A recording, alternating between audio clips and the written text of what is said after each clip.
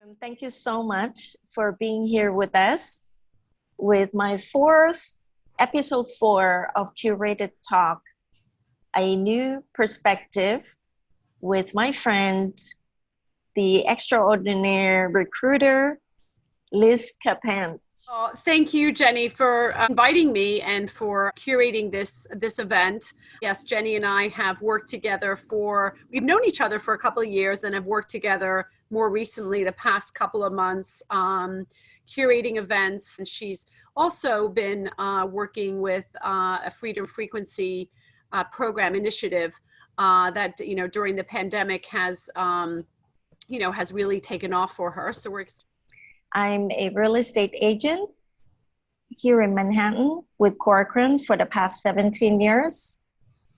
And prior to that, for 16 years, I was in the fashion industry. So I'm grateful for you to join my newly curated talk, Wellbeing and Real Estate, that was inspired for me to start doing because of the lockdown. And prior to the lockdown, I would host experiential events in my property listing. And this is one of my property listings. And I'm in the model unit of the penthouse unit that I have with this exact layout and view.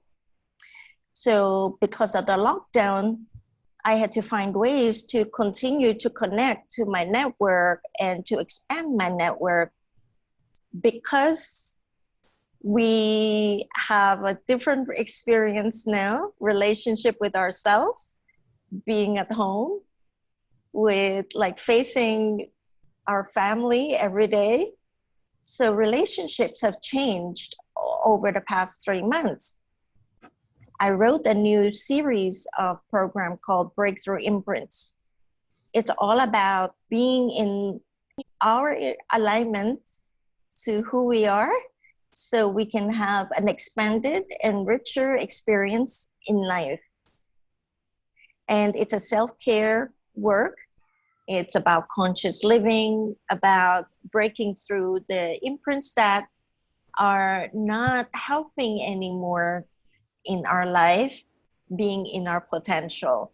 So it brings me great joy to have this conversation with you in the realm of the recruiting business, because the world has changed so much since the pandemic. And so I only imagine that you have a lot of candidates and you've been busy trying to update yourself with your clients who are seeking new candidates or job placement. So which is why I wanted you to come on and share the landscape, to share your experience from the past 3 months of this new landscape of recruiting. Thank you, Jennie. I do search and recruiting and run a couple of networking groups. I've been doing this about 13 years and based here in Manhattan. Have a global reach, although I'd say about 70% of my business is here in the New York tri-state market. So I worked for another recruiting firm prior to this and then transitioned out. I started this ironically in the downturn of 2008 and 9 and got through that downturn. And so I think I'll be able to hopefully sustain and get through this downturn. So it's been a great experience. I was talking to Liz and that perhaps she can give some tips to candidates, and I can share in the context of what I guide, so that with the wider understanding on how, as we are connected with who we truly are in the present time, in this new reality, we can then start from there to expand our inner resources. The world has changed. Many things that we do in our lives, in this context, in our job, in our business, has shifted. Things have shifted, and I think work itself is going through this transformation right now. So many things are happening acceleration of the gig economy, new skills that are being developed. So it's just going through a big shift, and just whether it's onboarding new candidates in this virtual time that we're in, hiring, going through the interview process all through Zoom, all of these different things that we're experiencing. It's evolving by every day and every week really is different. There's always a silver lining to what we are going through, to everything. I'm the eternal optimist in outlook in life, and so grateful, Jennie. Thank you for the opportunity to learn more about what you're doing, because I think it's so relevant in today's world. We've all had a lot more time the past few months to really have that self-reflection, and whether you're in between jobs or pivoting your career entirely to something new, this has been, while it hasn't been ideal, it's also been, there are some pluses to where we can really self-evaluate and, maybe shift that direction. One question I want to ask for the audience: how did you manage to get 30,000 followers in your LinkedIn? Can you share a little bit? Sure. So Jennie, remember when I was with this other recruiting firm, when LinkedIn was just gaining traction, and we were all saying in, recruiting, we have to use this tool. So if you do the math, starting back in 2005, 6, I was using LinkedIn pretty much every day for a couple of hours, searching for people, searching for profiles, connecting with them. And then outside of LinkedIn, doing a lot of face-to-face networking pre-pandemic, connecting with people. And it's just organically built and grown. But if you think back to 2005, say 6 hours a day, really been my job for the past 15 years. It's grown. Well, the good news is that as companies are going through, and Michael, you can attest to this, being that you're, coming from talent acquisition, and so many companies are going through this reevaluation and reassessment of, what roles are coming up, what skills are going to be needed in the market. We've seen an uptick recently. Some of the numbers you guys may have seen in the news in terms of, unemployment was lower for June than what they had projected. It's still companies are still selective, and the process unfortunately takes a long time. But there are new businesses, new companies, new technologies that are coming across my desk, and we'll continue to see some of those. The other plus for many job seekers right now is that, being that so many places are virtual and might stay virtual, is it gives you the opportunity to apply to a company that might be in Chicago or California. You're not restricted by commute parameters than we would have in normal times. So that's really opened up. And also from the employer's perspective, depending on the role and the function, they can consider and hire from many different markets. So there are just so many things happening in the world of work that I think it's so timely with Jennie and what she's done with her initiative, because I know in speaking to so many, there's so much anxiety, right? Which is understandable. I go through it myself. And even if you're in a job right now and you're not job searching, you're still, do I go back to the office? Is it safe? Do I feel comfortable? And I think all of us have just gone through this, take a step back and just kind of understand who we are, where we're coming from. 100%. I've seen it just in the job search alone that it's changed. Companies just really aren't, some companies just aren't prepared for this, That's really what it boils down to for me is, are they prepared to bring back their office staff or not? Are they bringing in new talent or not? And the office staff was kind of furloughed, and at least in my company, they were furloughed, and we had about 1,500 employees. And when you lay off 200, 300 of your workforce, that's, a good percentage. And then the office staff, the support staff like myself, we're all, pretty much laid off. And the company right now, I don't think has really an idea of what they're going to do next. Michael, and prior to that, what Liz said, my coaching work Freedom Frequency and Breakthrough Imprint, it's all about being present to how we feel at the present moment, because being present is when we can have that clarity and harmony to the things that's happening around us. And of course, there are many layers to getting to that, but in short, I wanted to express that it's basically to understand what has been making us feel a certain way, so-called emotions, until where we are today.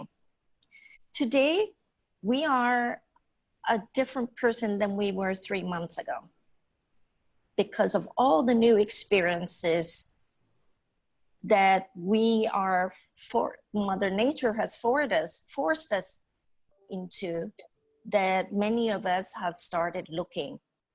And everything starts from the inside, right? From how we are, then we can observing of what everything is happening outside of us. And by understanding those emotions, it's called mastering those emotions, then we can have a sense of harmony and clarity to come into this present being how we feel. Because whatever it is that I'm feeling now, if I'm not being present to it, then I'm not present with you now. What I'm functioning from is from the past, since childhood, right? All these rooted conditioning. So the necessity of being present in this here and now. I'm here in New York City at this certain, it's 12:18 in New York City.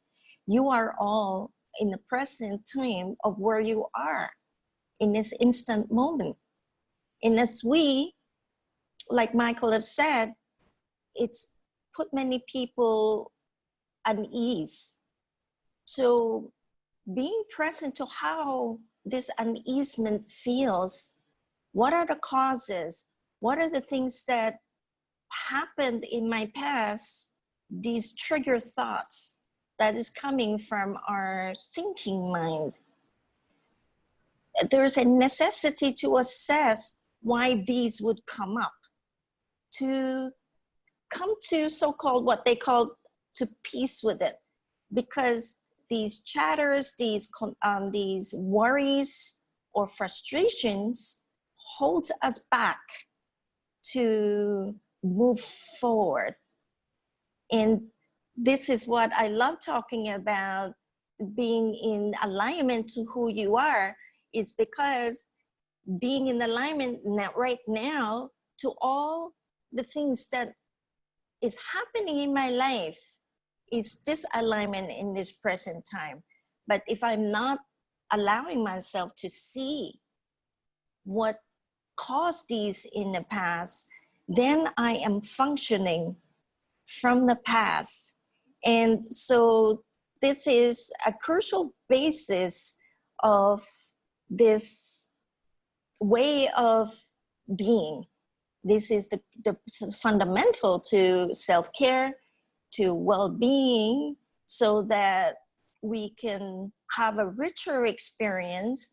And once we have that alignment, then we are able, what happens is that we are able to manage our emotions, even our thinking, not just through our thinking mind, it's through our thinking heart.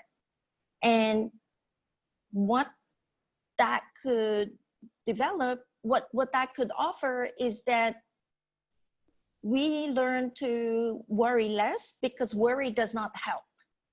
We can then tap into our own inner creativity in order to find the next thing. And usually when we are in that state of inner stillness, the quietness, then we can tap into more of our own creativity and things that we don't know that we can do in order to move forward. And everything is about the journey, and it's, yes, it is the end goal, but it's really what we do in between the journey to be present that is crucial. Is you want to share skills that are relevant in today's market and how to brand and market yourself. Can you talk a little bit about how this aspect has changed your perspective in today than it was 3 months ago before the lockdown? As you know, we all shifted so dramatically and so suddenly, coming from a very strong market in terms of jobs and hiring. And then within literally, I think the span of 3 weeks, the unemployment, shot up to 13, 14%. And as work is going through this major transformation, and many people that might be in between jobs, or maybe they're furloughed or uncertain that they might be, what's really critical now is to identify and focus more on skills that are going to be in demand rather than the job description or the title. It's, as employers are reevaluating and reassessing, they're going to be consolidating jobs, and new skills are going to be in demand. Everything, especially in technology, analytics, sales, Jeff, marketing, people that can drive revenue. So focusing more on the skills, not so much the job description or the title, because that can also be convoluted depending on the business and the size of the company. You might have, for example, an account management position with one business meaning one thing, and then that same title with another business meaning something totally different. So really focusing on the skills and understanding and knowing where you can maybe sharpen your skills. There's a lot of resources.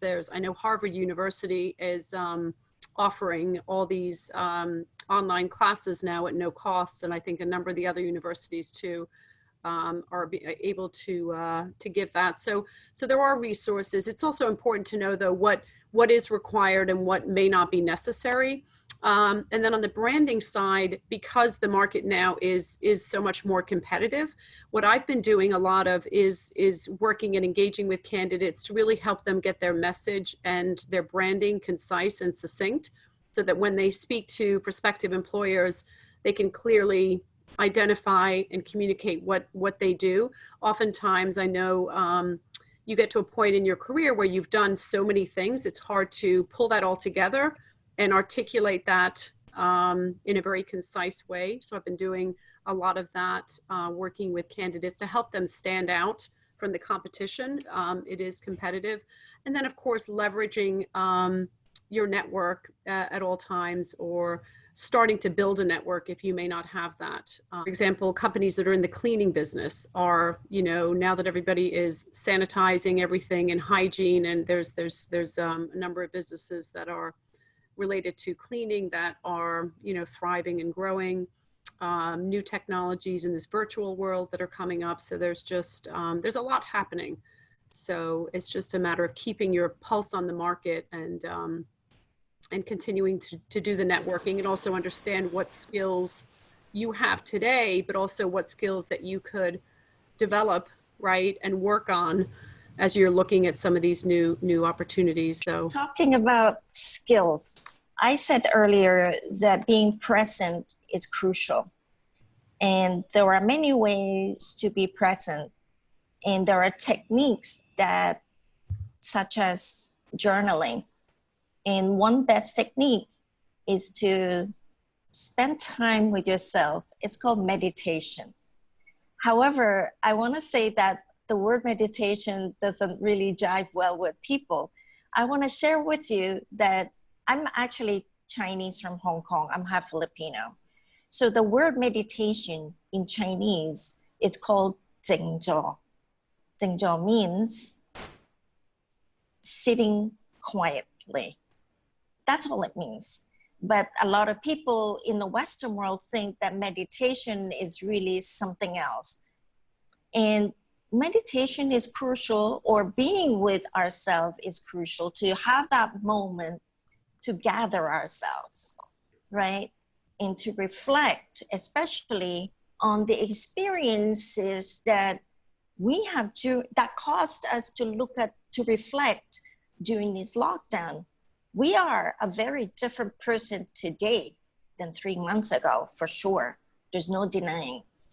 And the way that I coach my client is to spend time to reflect on the things that serves them and those that do not serve them.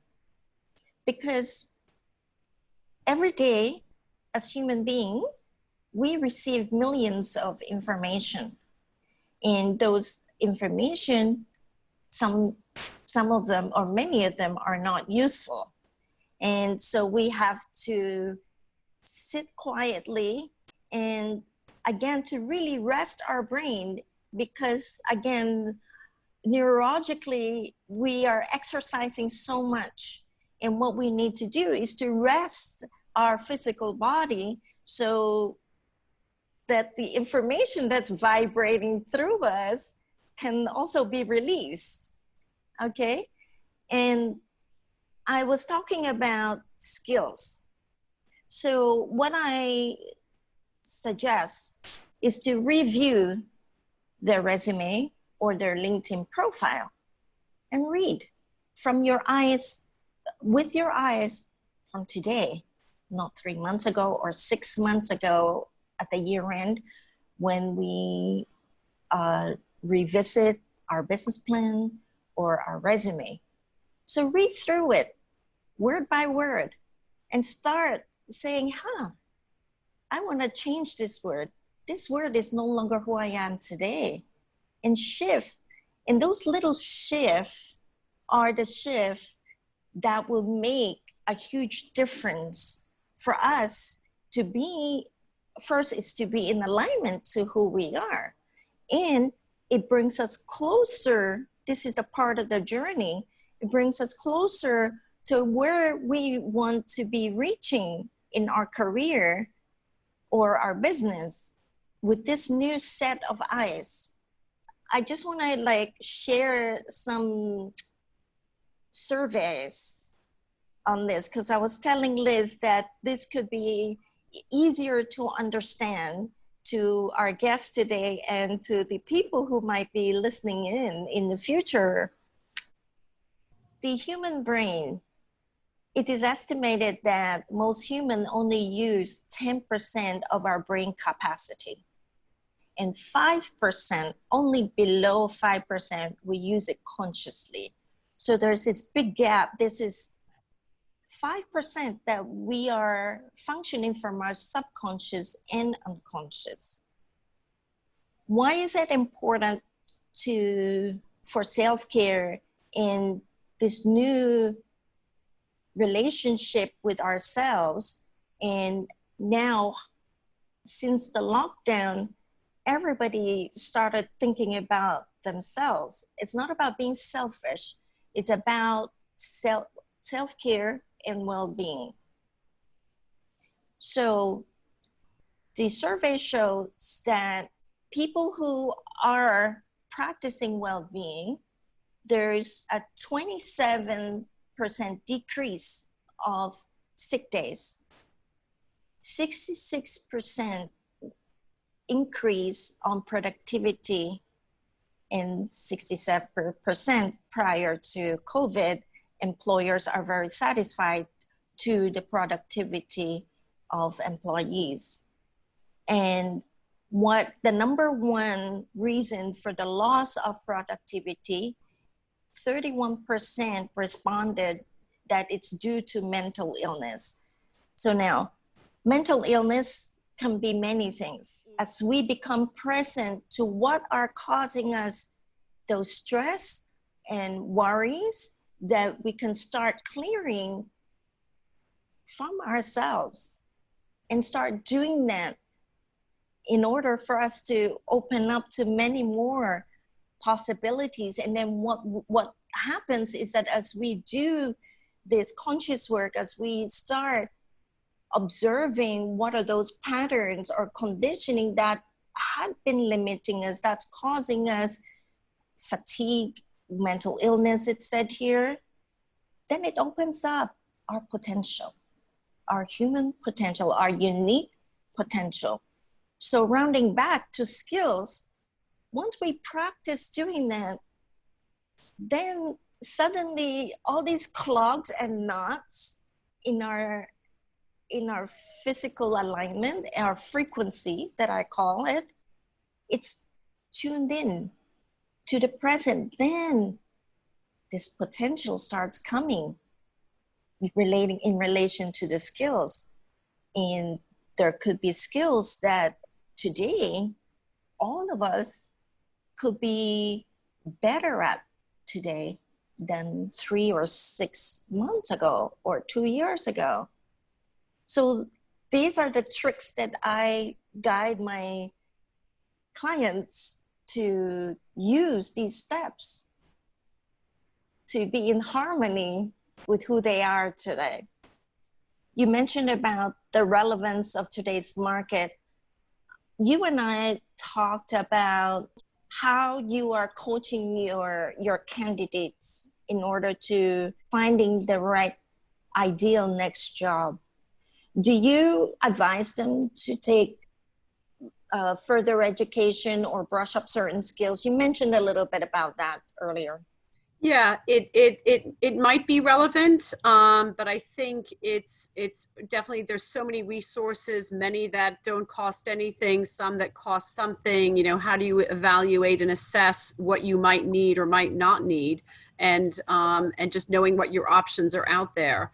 I work with a number of companies that are involved with learning and development, and of course they have a lot of in-house tools and to reskill or upskill. But if you're in transition, you know, again, I know, Harvard University has many free online courses. I'm sure there's many other universities local to us that you might need, but just, speaking with someone like myself, or even with someone like Michael, who might know and recommend, does it make sense to even do this, right? Or, just evaluating and assessing what your options might be. Because there's plenty of, like Jennie was saying, I think today, even more so with LinkedIn and everything, we're so inundated. Everything is digital. There's so much information flying around that it's hard to sift through it. And I think tying back into your point, Jennie, especially as you're in job search, and it is stressful. It's a lot of anxiety, but just sort of taking that step back and just not panicking and not getting over anxious in the whole process. There are jobs, they will be jobs that are out there for you, and will be appropriate and will come to you, but just to not sort of have that frame of mind where you get overly stressed, and taking that step back is so critical. Managing how we feel.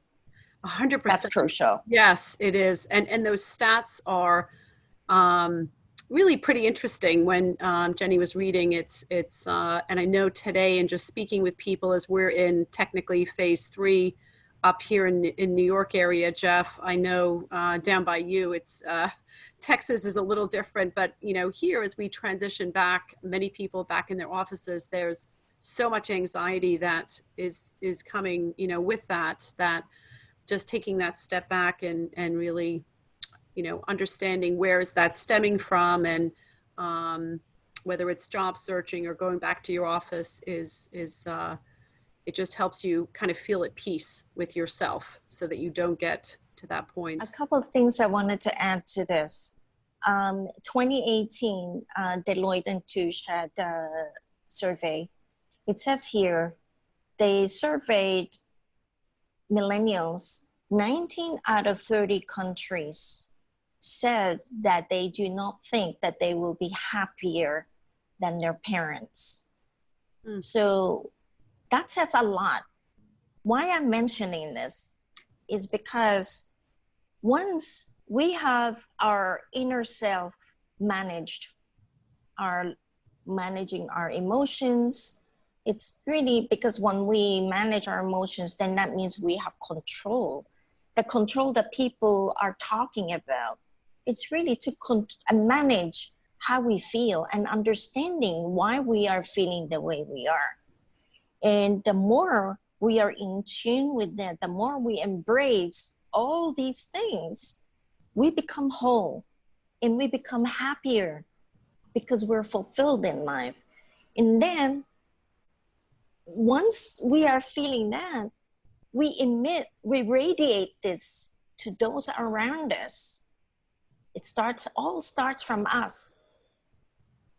You all have been to a wedding, right? And in a wedding, everybody's celebrating, everybody's happy. So that's that kind of feeling that we want to be in touch with ourselves, to be in that contentment and have that harmony. And imagine, the more all of us are doing this, the ripple effect of this frequency that is going to change the people around us, then to the next generation and the next generation. And this is how the vibration travels. Let's say if I'm talking to you now and I'm talking from stress or anger, you would feel that. But I mentioned, imagine you are in a wedding. At the wedding, some of you, your shoulders dropped, because that feeling, that sensation is different. It puts you in a different frequency. Creativity is key, no matter what it is that you do in your life, being an accountant, a doctor, lawyers, contractor, whatever it is. And what is important is to find a creative side. So it could be writing, it could be poetry, it could be just doodling or playing music. Think about the things that you enjoy doing when you were young, that you've always wanted to do, that you kind of have left that behind. Certain skills that we want to develop. That's when we can take the action, because as Liz likes to say, it gives you that confidence. That's a great point, Jennie. And as you guys know, and especially Michael, you're in the talent acquisition space here. When you go through the interview process, it's the hard skills are important, the technical, but the soft skills and to Jennie's point about the creativity and some of those, whether it's volunteering, it might be a volunteer group, or just a skill or something that you might have been wanting to work on for a while, may not have had the time, that you've developed. And oftentimes that can actually be a stronger selling point to the employer, maybe than the technical skills where you're checking all the boxes, right? If you have that additional edge or that additional skill that maybe all the thousands of other people don't, and you have the time now to develop it, it's a great opportunity to do that.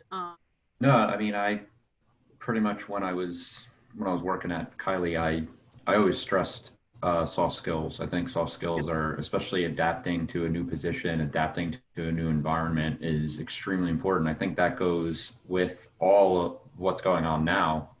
So not only when you're looking for a job, you need to kind of, like you had mentioned earlier, kind of adapt to new skills, adapt to new, even hard skills or soft skills, and also, to Jennie's point before, kind of reflect back on yourself and give yourself space, give yourself time. I know everybody likes to work, 10, 11-hour days sometimes, but like, have some time for yourself. If you don't, you're not really going to, during a job search or when you're working, just make sure you have some time for yourself, your family, your friends. And I think, going back to what you said, I think adapting to different environments, that's going to be a real test, I think, right now, is being able to kind of not only, like you said, physically, but mentally being able to accept a barrier in between your office mates, or, wearing a mask to an office or whatever it is. I think that's going to be a huge difference now. And I think if you can manage that, you'll be way more successful, I think, during this time. What has transformed in your way of servicing your client after they've hired a new candidate, and how you are bringing your service to another level? Yep. So we've put together, an even pre-pandemic, Jennie, more of a comprehensive approach to hiring. So really helping to assess and identify what that next role is. and then executing on finding that person, and then post-hire, that probation time when the first 6 months somebody is adjusting to the role, to the company, is being there, working on employee development plans, retention strategies, making sure that the candidate has the resources so they can be successful. And especially in working virtually, where you don't have all those sort of incidental conversations or touch points and knowing who's who, and it's much harder to I think adjust to that new company and role. So we manage that whole comprehensive approach. So pre-hire, hire, and then post-hire. Yeah. What happened even the past year, there was a couple times where my candidate had been hired, and because with each of these companies, they were actually outsourcing their HR function, they really didn't have the basics to onboard, or their onboarding was underutilized. So it could be some things as basic as, communicating expectations in that role, making sure that's aligned the first, again, the first 6 to 9 months. And so, so that's really been an area that we're going to continue to develop. That I've been in real estate, selling real estate for 17 years now. I'm in New York City. Prior to that, for 16 years, I was in a fashion industry. And when I left fashion, I thought I was going to take 3 months off, but eventually it was almost a year. In the midst of it, that was when apparently the real estate prices or the real estate industry was recovering. A friend of mine said, Jennie, you're not working. Why don't you get your license and start a real estate business? And the first thought that came into my mind, I've been a salary paid for 16 years. And it was hard for me to imagine how I can be an independent contractor and not have a basic salary and health insurance. 6 weeks later, I got my license, and fast forward 17 years later. So I'm mentioning this is because obviously I had a lot of fear, and fear it's a human nature because of what we are used to and what we are stepping to, that is the unknown. And I want to share to everyone here that there will be fear. However, there is much more power in the power of our mind, the power of our heart, with the decision to embrace and do whatever it is that we feel at the right moment that speaks to us to do.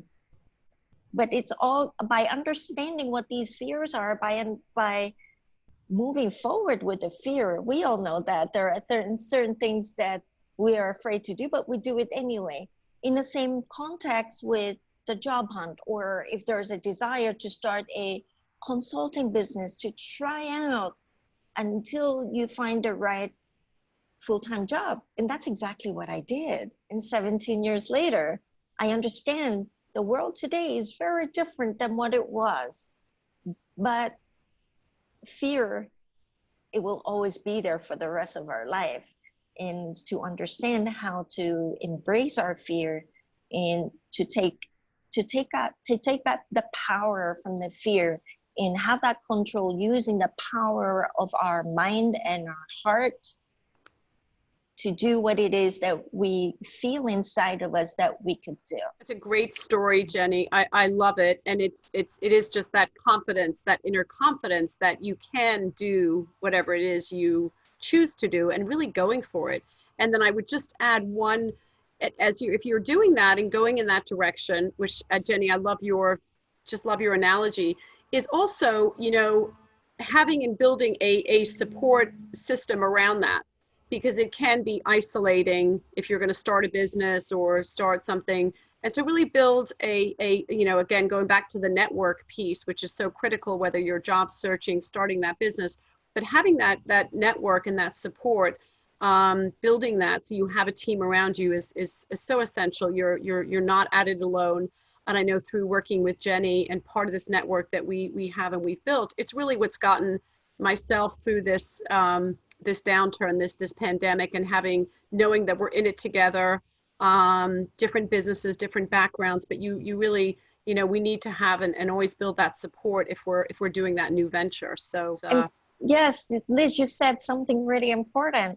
I was encouraged and inspired to create the Breakthrough Imprints program. It's an online course, and I launched within 6 weeks. It's like if you have a skill, you can tap into that and see what you can develop from that. And what I wanted to talk about in this context is the networking group that I have with Liz that she has founded, the Everdates. I got my support because once again, I mentioned about the having the power of the heart and the mind in that decision. I found something I was passionate to do.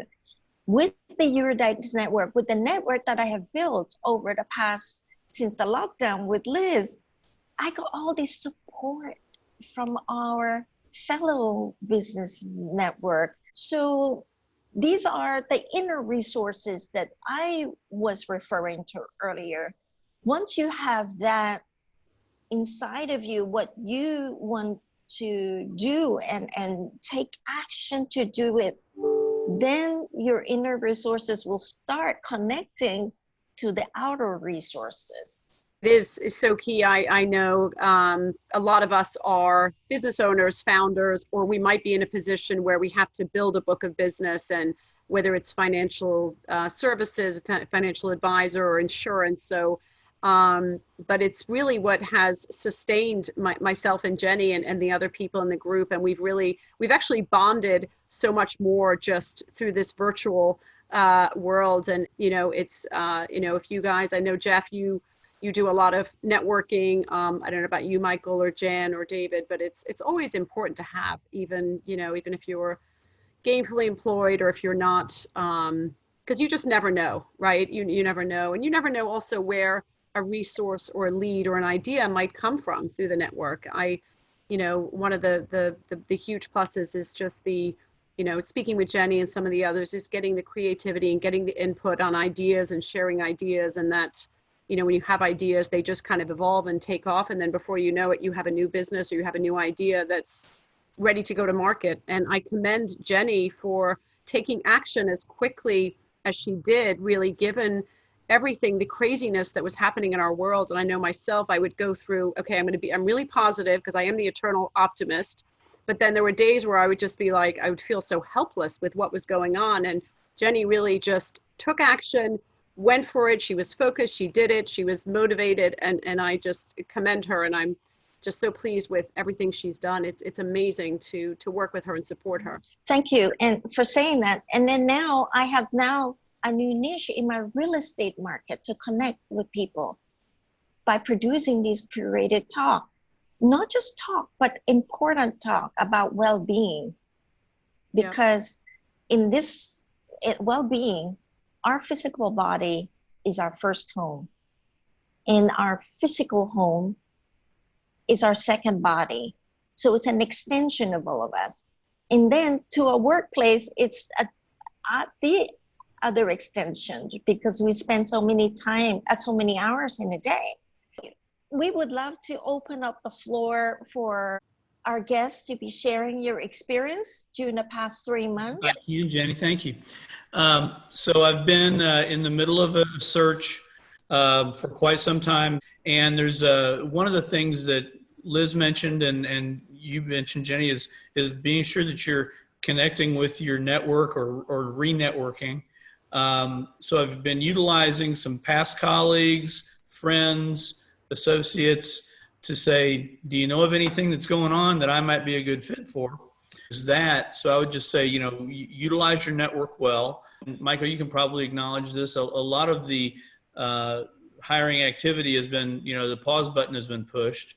So patience is an important thing. Knowing that, I'm keeping myself very active in applications and connections for opportunities.